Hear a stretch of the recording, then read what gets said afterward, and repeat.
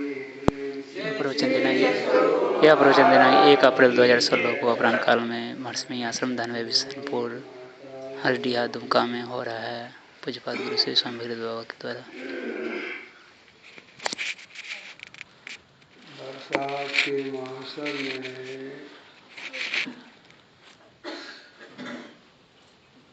जब वर्षा प्रारंभ हो जाता है तो कभी कभी आवाज हम लोग सुनते हैं, मेघ गर्जन सुनते हैं। उस मेघ गर्जन को अगर ठीक से गौर से समझ किया जाए, ऐसा मालूम होता है मेघ गर्जन में इस तरह आवाज आती है, दो दो दो दो शब्द आता है उसमें, और 3 बार दो दो दो। यह मेघ गर्जन उपदेश देता है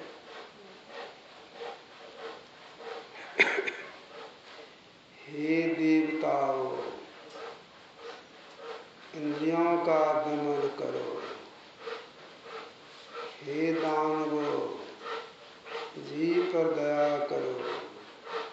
हे मनुष्यों, दान करो।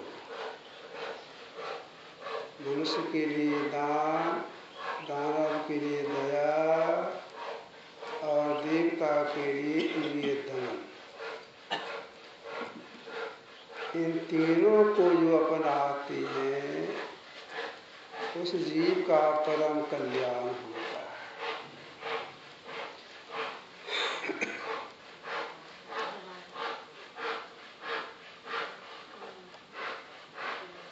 तो मानव के लिए आया दान। दान देने से धन घटता नहीं है, कई गुना बढ़ता है।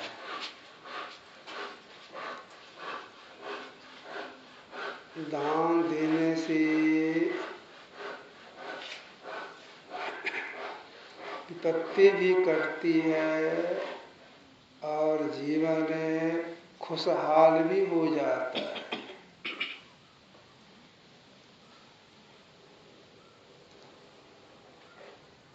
मोहम्मद साहब उच्च कोटि के महापुरुष हुए। उन्होंने अपने भक्तों को एक बात सुनाया था।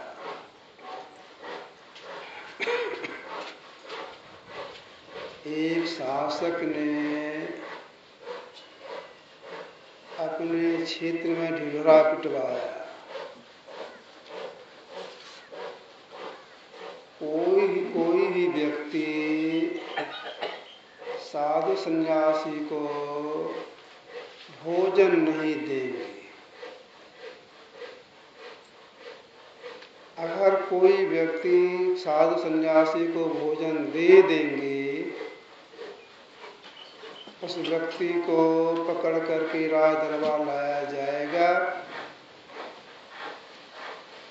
उसका दोनों हाथ काट करके जंगल भिजवा दिया जाएगा। या ढिढोरा पिटवा दिया गया।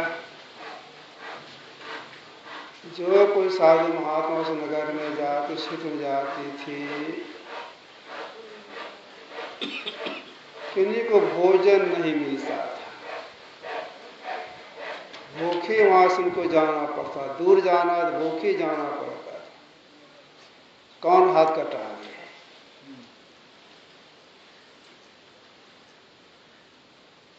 यह नियम शासक का चालू था। साधु महात्मा भी क्षेत्र में जाते ही नहीं थे। कौन जाए उधर, वहां भोजन नहीं मिलेगा।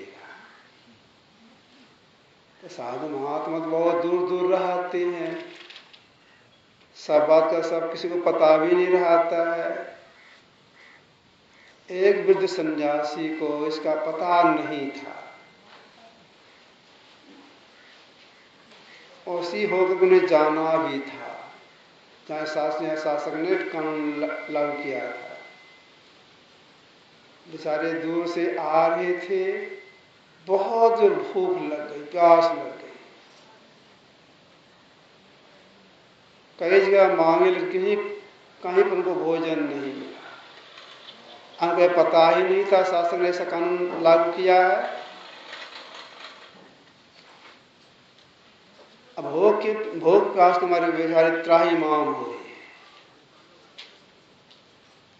उनको ऐसा लग रहा है हम बेहोश हो जाएंगे, गिर जाएंगे भूख के मारे। उस अवस्था में किसी तरह से एक ही आंगन में गए। फिर तो सन्यासी हैं, हृदय से पुकार कहते हैं कुछ दो खाने के लिए, हम मर जाएंगे। उस घर में एक माई थी, वह देखती है सही बेचारा बहुत भूखा है। अब वृद्ध भी हैं, अगर नहीं देती हो सकता है बेचारा मर जाए, महापाप हो जाएगा। अगर देती हूं, कहीं शासक को मालूम हो गया तो मेरा दोनों हाथ कट जाएगा। फिर मन में बात आती है कि शरीर तो नश्वर है, आज छोटे कल छोटे।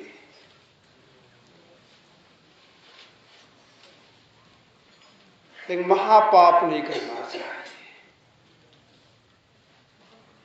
हाथ कटे तो कटे, मैं सन्यास जरूर दूंगी खाने के लिए। बेचारा भूखा है, साधु है।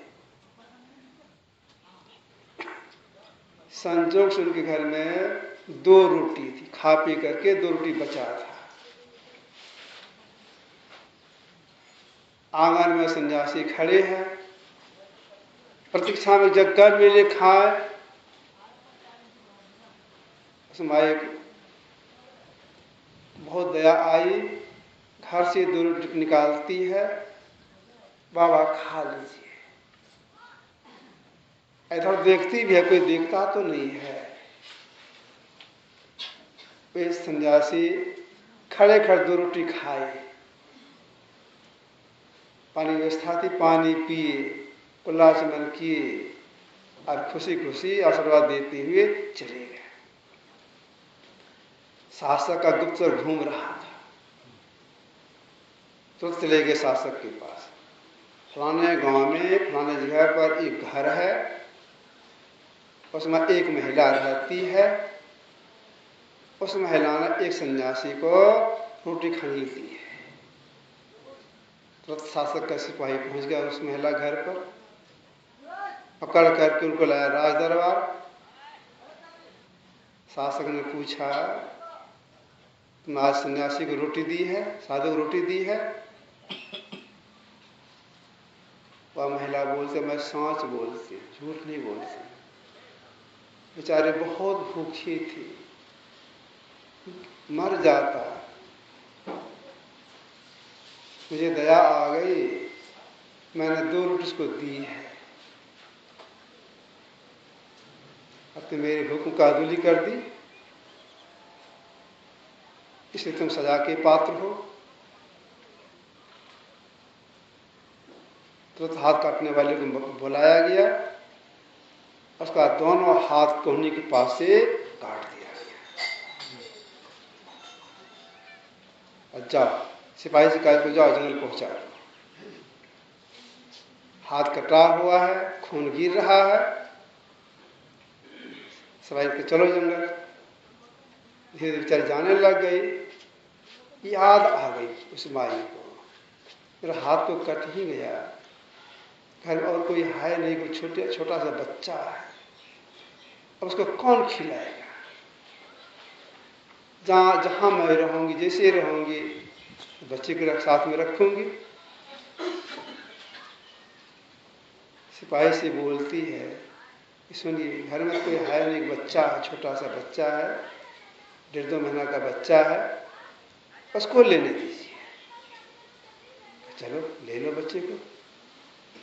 सिपाही साथ में गए, दोनों हाथ तो कटा हुआ था, बच्चे को लेगी कैसे? किसी तरह से कांख के नीचे दबाई बच्चे को। छोटा बच्चा था, कांख के तले दबा दी। आगे बढ़ी, उसने कहा सीधे चली जाओ। सीधे जा रही, जंगल की ओर जा रही है। हाथ कट गया है, खून निकल रहा है, बेचारी को प्यास लग गई। पानी कहाँ मिलेगा? संजोग से एक नहर टाइप का पानी का स्रोत था, पानी बह रहा था। पानी में धारा बहुत तेज थी, लेकिन पानी धरती के कुछ नीचे था, समतल धरती से कुछ नीचे गड्ढे में था। अब वह सोचती है पानी के लिए नीचे जाना पड़ेगा। किसी तरह से धीरे धीरे नीचे उतरी। अब पानी पीना है, तो हाथ तो दोनों कटा हुआ है, पानी पिएगी कैसे? बहुत जोर की प्यास लगी है बेचारे को, पानी पिए कैसे? जैसे गाय पानी पीती है मुंह झुका करके, उसका मुंह झुका भी रहता है, वैसे अपने मुंह को झुका करके पानी पीने के लिए तैयार हुई। जैसे मुंह झुका कर पानी पिएगी, ख्याल तो बट गया पानी पीने में। कांख तले में जो बच्चा था वह खिसक के नीचे गिर गया। तेज धार, बच्चा बह गया। अब बेचारी रोने लग गई, इस प्यास ने मेरे बच्चे को बहा दिया, इस प्यास ने मेरे बच्चे को बहा दिया। बहुत रोने लग गई।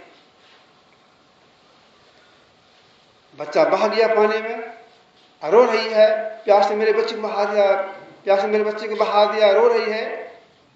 इतने में दो दिव्य पुरुष वहां प्रकट हो गए, अचानक अनायास प्रकट हो गए। एक ने झट से बच्चे को धारा से निकाल दिया, एक ने क्या किया, उनके दोनों हाथ को जस का तस कर दिया, ठीक कर दिया। बड़ी मन खुशी हुई, हाथ जिसका तस हो गया, बच्चा भी निकल गया।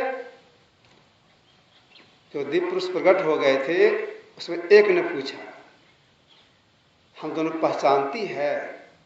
हम तो नहीं पहचानते हैं, लेकिन यह तो मैंने देखा कि आप दोनों ने मेरा बहुत बड़ा उपकार किया। कहा सुनो, हम दोनों तुम्हारी दी हुई दो रोटी हैं। बच्चा तुमको मिल गया, हाथ भी ठीक हो गया तुम्हारा, तो इस पुण्य के प्रभाव से, रोटी देने पुण्य के प्रभाव से आप तो अपना घर जाओ, यहां से लौट जाओ। शासक अपना नियम बदलेगा, तुम्हारा जीवन गरीबी में बीत रहा था, अब तुम सुख संपन्न हो जाओगी, तुम्हारा जीवन सुखाल रहेगा। घर लौटी, अब गरीब थी, अमीर हो गई। और शासक जब पता लगा, शासक अपना नियम बदल दिया। अब देखिए दान करने से कितना लाभ होता है, संकट कटता है, जीवन सुखी होता है। इस्लाम धर्म में लिखा गया है, जो दान करती हैं 10 गुना धन के पास बढ़ती होकर आता है। अगर एक रोटी दान कर दे 10 रोटी आ जाती है, 10 गुना बढ़ता है धन। इसलिए महापुरुषों का कहना है, मनुष्य मात्र को दान करना चाहिए। दान पर धन बढ़ता नहीं, बढ़ता ही घटता नहीं है। तो मेघ गर्जन में हम लोग सुनते हैं मनुष्यों के लिए, हे मनुष्य दान करो। इसके बाद जीव पर दया करो, खाम खा किसी जीव को मत मारो। जो खाम खा किसी जीव को कष्ट देते हैं, वह जीव भी उस कष्ट देने वाले को कष्ट देता है। इसे जीव ऐसा नहीं करना चाहिए। इसके बाद है इंद्रियों का दमन। इंद्रियों का दमन कैसे होगा? हमारे इंद्रियों विषय में नहीं जाए, इसके लिए क्या करना पड़ेगा? इसी के लिए महापुरुषों ने कहा, एक नाम का जप कीजिए, एक रूप का ध्यान कीजिए। इसके बाद ये जो दृष्टिधार हम लोगों की है, दोनों दृष्टिधार जो है, अगर दो धाराओं को एक कर लेंगे दमशीलता प्राप्त हो जाएगी, इंद्रिया विषय में नहीं जाएगी। और दूसरी धार एक हो जाए, यही भेद सीखने के लिए जितने बड़े बड़े महापुरुष हो गए सब उन्हीं को गुरु के शरण जाना पड़ा। प्राय मानस जप मानस ध्यान तो लोग बता देते हैं, लोग समझ भी जाती हैं। अगर इतने में लगे रह गए जो दमन नहीं होगा। गुरु महाराज जी पहले दरिया पंथी थे, पक्का भवानीपुर में रहते थे। एक दरिया पंथी जो महंत थे उनकी सेवा करते थे, बहुत सेवा करते थे। लेकिन वे दो ही बात बताई थी गुरु महाराज जी को, मानस जप और मानस ध्यान। उसके आसपास में बाबा दीप साहब के एक शिष्य रहते थे, उनका नाम था धीरज लाल जी। उनसे वार्तालाप शुरू हुआ तो धीरज लाल जी वहां से कहने लग गए, अंदर में प्रकाश होता है, अंदर में शब्द होता है। आधे बात कहने लग गए, जिज्ञासा जगी। गुरु महाराज उनसे निवेदन किए कि जो क्रिया आप करते हैं जिसे प्रकाश और शब्द होता है वो अभी हमको आप बता दीजिए। कहा देखिए मैं करता हूँ लेकिन मैं आपको नहीं बताऊंगा। अगर आपको यह भी सीखना है तो आपको जाना पड़ेगा। मायागंज में एक मोहल्ला है, भागलपुर एक मोहल्ला है मायागंज, वहाँ बाबा दीप साहब के शिष्य रहते हैं, उनका नाम है राजेंद्र सिंह। उनके पास आप जाइए, उनसे यह भी आप सीख लीजिए। तो हम उनको नहीं पहचानते, वे हमको नहीं पहचानते हैं। तो धीरज लाल जी ने कहा कि मैं आपको चिट्ठी लिख देता हूँ, चिट्ठी लिख के जाइएगा वे आपको बता देंगे। तो धीरज लाल चिट्ठी लिख दी गुरु महाराज जी को। चिट्ठी लेकर के गए मायागंज। संजोग से उनके दरवाजे पर पहुंच गए। एक वृद्ध व्यक्ति बैठे हुए थे। उनसे पूछते हैं राजेंद्र वो घर यही है? कहा यही घर। क्या बात है? मैं उनसे मिलना चाहता हूँ। कहा ठीक है मैं बुलाता हूँ। वृद्ध व्यक्ति बोलते हैं नाम लेते हुए, ए राजेंद्र, अरे साधु बाबा आए हैं, मिलना चाहते हैं। आवाज सुन करके राजेंद्र बाबू घर से बाहर हुए।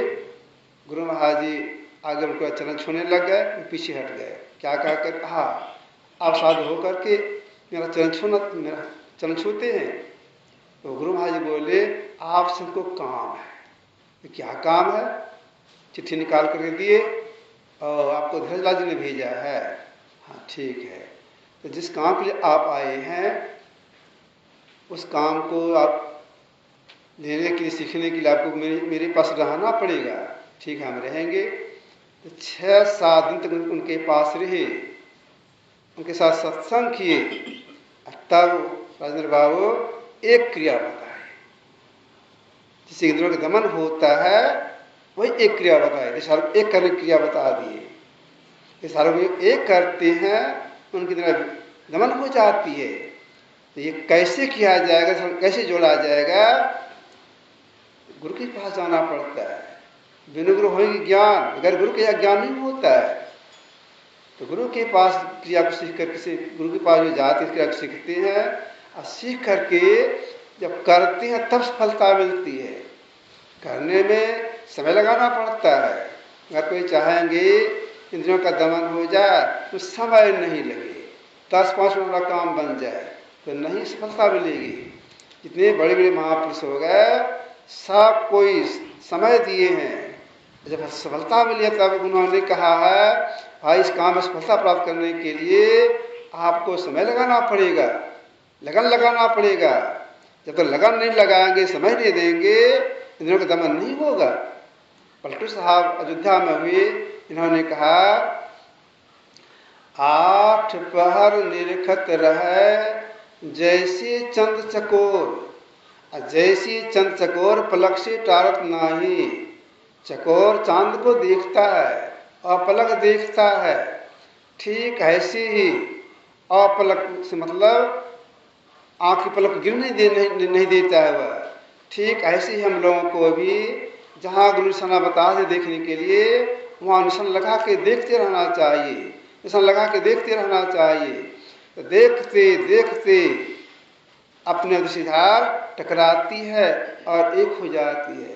दृष्टिधार जितनी सिमटी हुई होती है उतनी वहाँ विशेष लोग हो जाते हैं।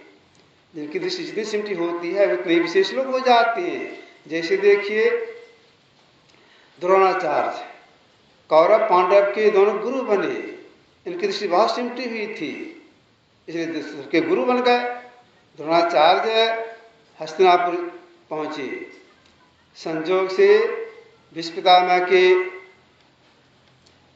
105 पोते, जो 5 पांडव और 100 कौरव, एक मैदान में गेंद खेल रहे थे।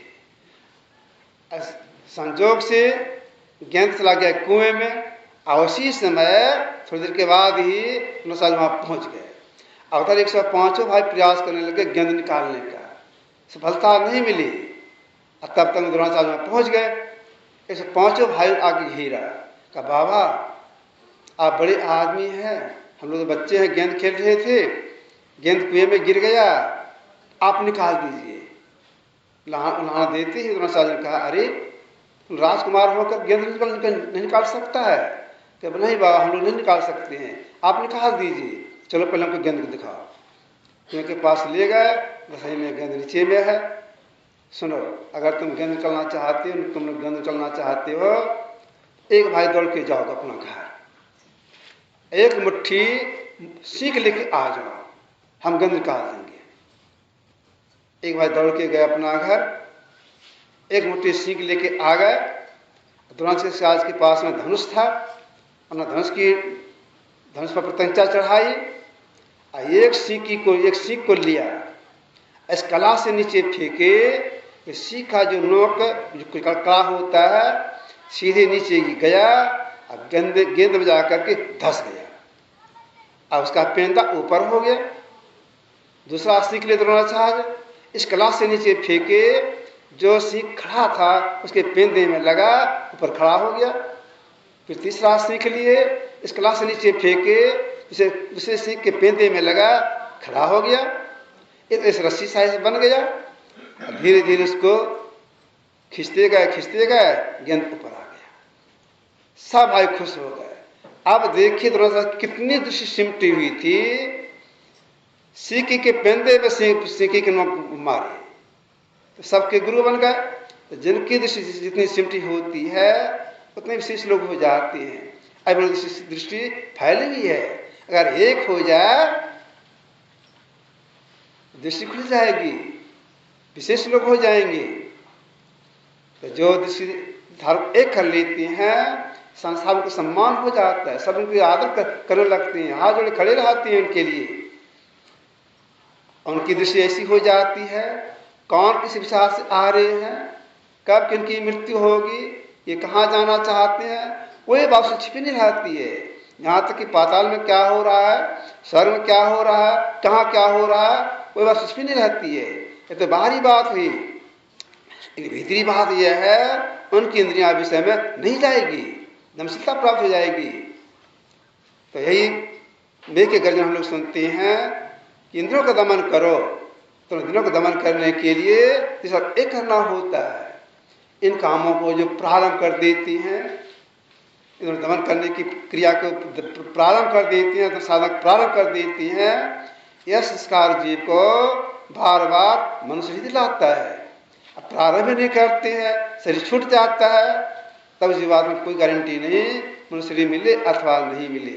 तो हम लोगों को अंतर साधना में समय लगाना चाहिए और समय पर जब ध्यान अवश्य करना चाहिए। जो समय पर ध्यान अवश्य करते हैं उन्हें सफलता मिलती है। समय के लिए महापुरुषों ने बताया कि 3 बजे भोर में कीजिए।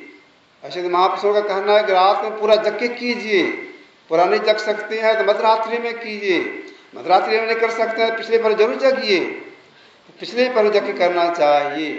इसके बाद दिन में स्नान करने के बाद तुरंत करना चाहिए। स्नान करने से होता क्या है,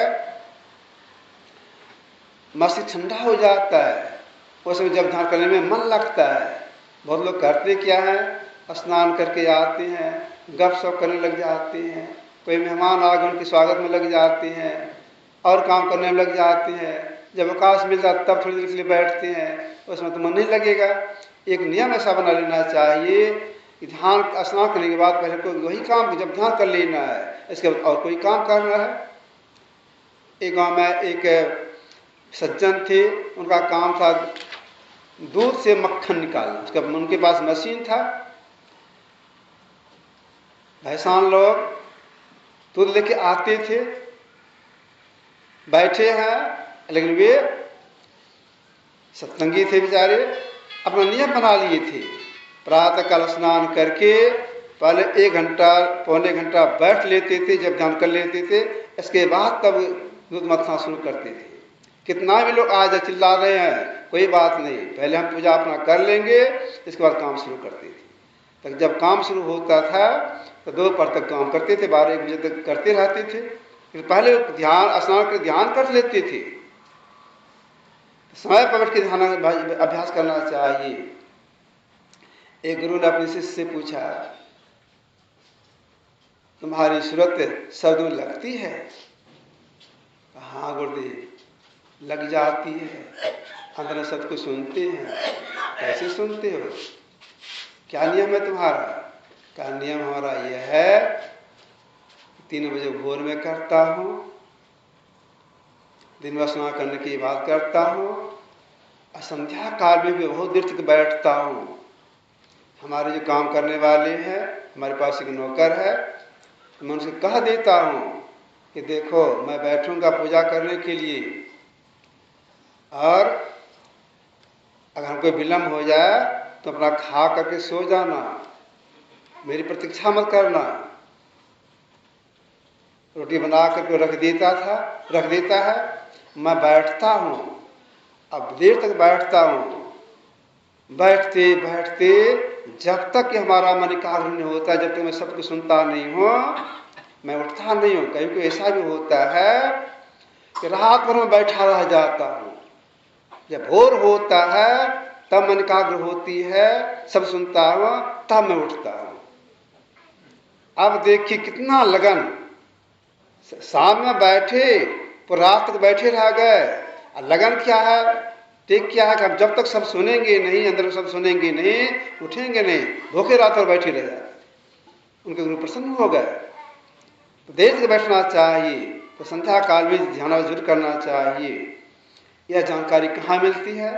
यह जानकारी सत्संग करते करते प्राप्त होता है, एक बात। दूसरी बात यह है, साधन सफलता किनको मिलती है? साधन सफलता उनको मिलती है जिनको गुरु के प्रति अगाध श्रद्धा होती है। तो गुरु सब कुछ करने वाले हैं, गुरु की कृपा से सब कुछ होगा, गुरु की कृपा से ही अंधकार का नाश होगा, गुरु की कृपा से प्रकाश में जाएंगे। नानक साहब की वाणी में है, जैसो चंदा उगवही सूरज चढ़े हजार, एक चान हो दिया बिन गुरु अंधार, घोर अंधार। जैसा चंदा उग, बहुत से चिंता उग जाए, बहुत सूरज उग जाए, इतना हो जाने पर भी भीतर भी अंधकार है, नाश होगा? नहीं होगा नाश। गुरु के उपदेश से, गुरु के दया से अंधकार का नाश होता है। इसलिए गुरु में ऐसी श्रद्धा हो, गुरु मनुष्य नहीं परमात्मा के संस्कार रूप है, यह श्रद्धा होनी चाहिए। इस श्रद्धा को जो अपने अंदर बना के रखते हैं, तब गुरु कृपा उनके ऊपर होती है, उनकी कृपा से अपने अंदर पेश करता है। गुरु में श्रद्धा रखनी चाहिए, गुरु की सेवा करनी चाहिए। गुरु की सेवा बहुत तरह की सेवा होती है। आज्ञा पालन उनकी सेवा है, उनका आश्रम में उनकी सहायता करना उनकी सेवा है, तो उनके आज्ञा अनुसार सत्संग करते यह भी सेवा है, शारीरिक सेवा है। तो गुरु की सेवा जो करते हैं, गुरु उनके प्रसन्न होते हैं, उन्हीं के जैसे जीव का परम कल्याण होता है। इन बातों की जानकारी सत्संग करते करते होता है। इस सब करने को सत्संग जरूर आना चाहिए, समझने का प्रयास करना चाहिए। ये आपके समय थोड़ा सा रखा, बोलिए प्रेम से।